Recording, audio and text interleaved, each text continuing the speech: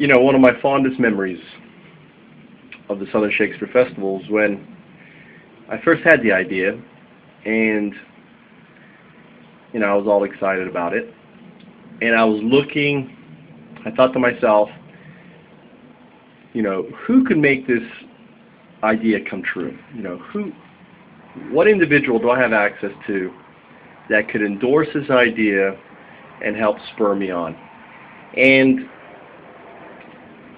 the one person that came to mind immediately was Dean Gil Lazier, a powerhouse, probably one of the deans that raised the most money for any school of theater. Very strong alumni connections in the arts, and a guy that hung out with Joe Papp and Jose Quintero, eminent scholars, chairs, handled millions of dollars. And I was thinking, this is the guy that makes sense to position behind the festival.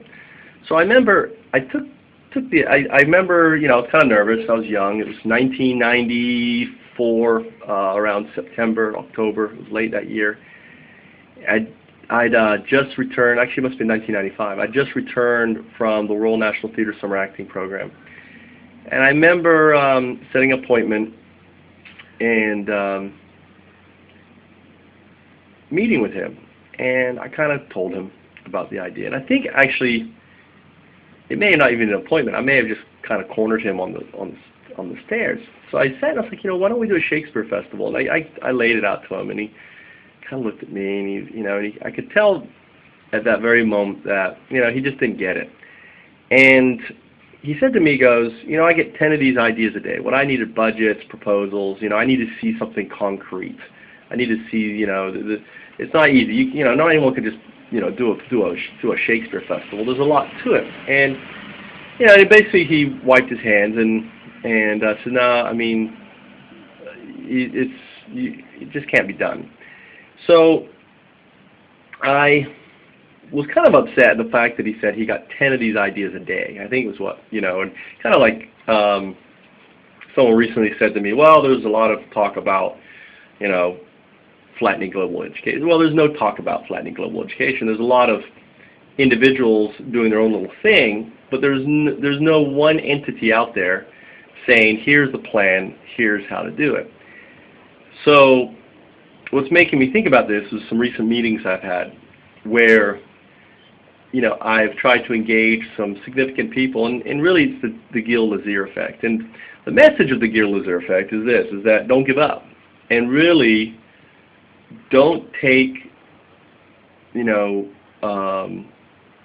individuals who possibly lack the vision, because what you're doing is you're describing something outside a paradigm. And really, when you're describing something outside someone's paradigm, what happens is alarm bells goes off, and the immediate reaction is kind of this I want more information. And the story doesn't end there, because I'd heard about this other guy who was the founder of the School of Theater. His name was Richard G. Fallon, and the theater was named after him. And I did my research and found out he'd moved a 15th century theater from Italy called the Aslo to Sarasota, set that up. And he was the visionary that actually established the School of Theater. Not the guy they brought on after the fact to run it and build it, and so two types of individuals. There's the pragmatic business individual, and then there's the visionary. And you've got to keep those two classifications of people pretty much separate, and understand when you're talking to someone, where are they, and trying to address them based on their understanding and scope. So when I met with Dick Fallon, I remember the meeting. I remember I didn't know where his office was, and it took me a long time to find it, and it was shoved off in the annex, which is just this dilapidated, whatever, falling apart, old building next to the School of Theater. And I was like, why is this guy here? Here's this guy who the School of Theater is named after, all that. Well, I sat down with him, told him the same thing I told Gil Lazier. And there was this long pause. I was like, it's just not going to fly. People just don't get what I'm trying to describe. And Dick nodded his head. He goes, you know, Michael, for 30 years I've been wanting to do exactly what you described. Create an event that brings together theater in Tallahassee. That isn't just, isn't a community. It isn't a school of theater. It isn't a FAMU. It's an all-inclusive. He says, you're going to do it. And you're going to do all the walking and talking. And I'm going to be there to support and help you and push you and do whatever I can. But you're going to do it. And I was elated. 2 years later, the Shakespeare Festival happened. And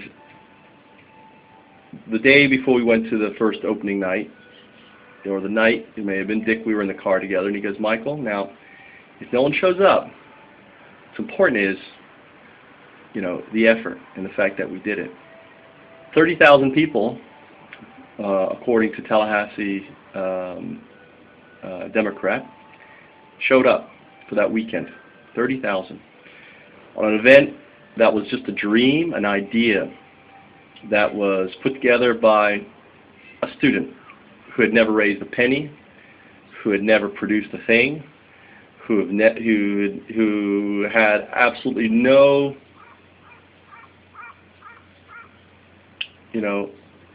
no reason to have been able to accomplish what he did. And in many respects,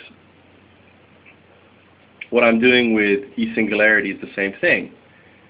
The training wheels have been done with the Southern Shakespeare Festival. My role is that of the producer, and what I'm trying to do is to try to invoke a paradigm shift of thinking to open individuals' eyes that everything we need to flatten global education is available, is here.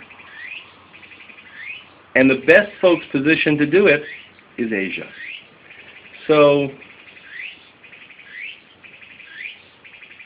recent business meetings that I've had on phone calls have made me think about that. And even though I have disappointment, Gil Lazier never talked to me after doing the festival, never congratulated me.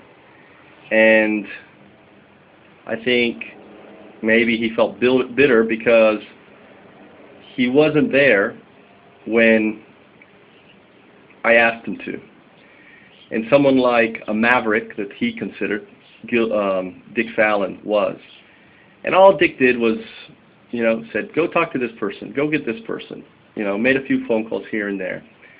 And we were able to pull together a board, pull together an organization that supported the idea of free Shakespeare in the park.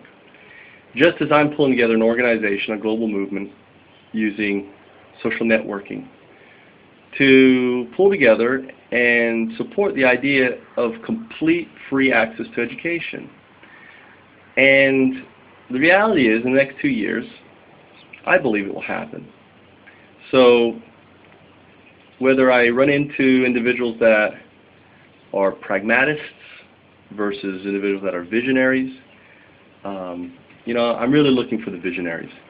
And during the way, I'm sure at some point those that are more pragmatic will join the bandwagon. Not as leaders, but ultimately as followers to those that have, that have established it. Or maybe they won't, and they'll have a bitter feeling to, occur. So I just wanted to reflect on that. My name is Michael Trout. I'm the CEO of Eduit and the producer of the eSingularity.